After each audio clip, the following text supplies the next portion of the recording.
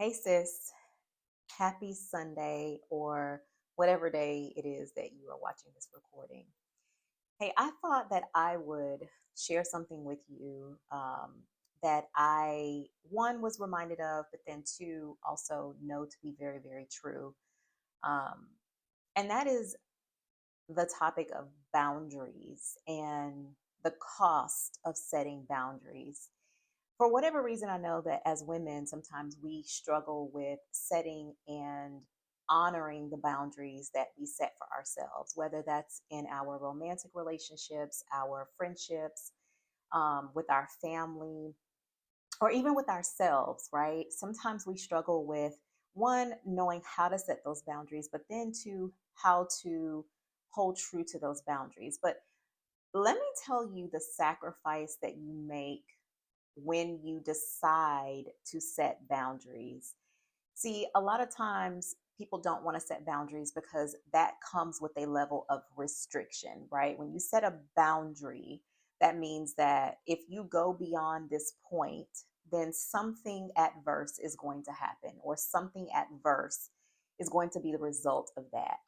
But when you do decide to set boundaries, in your life, and I'm talking about with relationships, right? Not just romantic, platonic, or friendships and otherwise.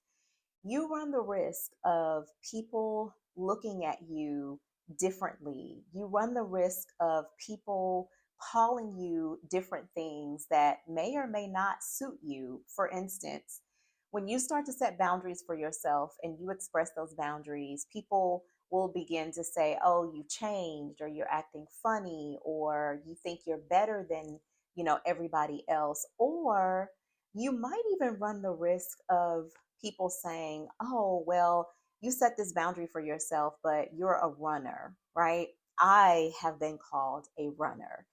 And the irony of that is, at first, I kind of went against that title of runner. But when I really sit and I think about being a runner to some degree, I think there is some truth to that because I am a runner. I run from things that disturb my peace, and I run from things that energetically don't align with who I am, who I'm becoming, and what I want in my life. And so you have to be okay with people labeling you something that perhaps you are or you're not, because you are setting those boundaries. Boundaries are important. Actually, boundaries are a form of self love.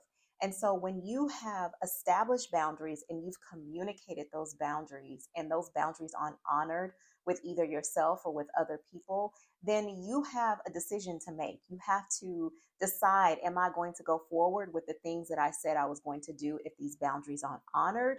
Or do you say, that boundary doesn't really serve me anymore? Let me reassess and let me find a new boundary that will work for the things that I need and that I want. But I really wanted to encourage you, don't shy away from setting boundaries. It's my son.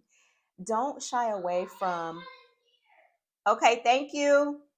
Don't shy away from setting those boundaries, but be prepared for what may come of those boundaries and what people may say about you or to you. But hold true to your boundaries. And if you have um, some level of nervousness or you don't know how to set boundaries, let's talk. Let's communicate. Let's chat. Send me an email, info@electelevation.com. Send me a DM. Either way, let's connect so that you can learn how to set healthy boundaries for yourself.